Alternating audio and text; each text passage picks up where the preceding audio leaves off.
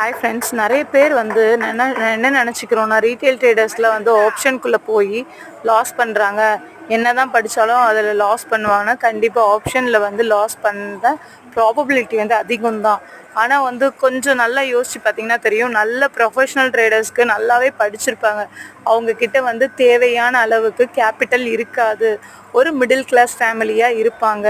அப்போ அவங்கக்கிட்ட கேபிட்டல் இல்லாத பட்சத்துக்கு அவங்க என்ன பண்ணுவாங்கன்னா, இப்போ நார்மலாக ஒரு 2 lakhs 1 lakh வச்சு நம்ம ட்ரேட் பண்ணுறோம் அப்படின்னும் போது ஒரு 10% 5% வந்தாலே அது வந்து மோர் தென் எனஃபாக இருக்கும். நம்மளுக்கு ஒரு 5,000 10,000 நம்மளுக்கு ப்ராஃபிட் கிடைக்கும் போது ஓகே, அது வந்து நம்மளுக்கு யூஸ்ஃபுல்லாக இருக்கும் அப்படின்னு நம்ம நினைக்கலாம்.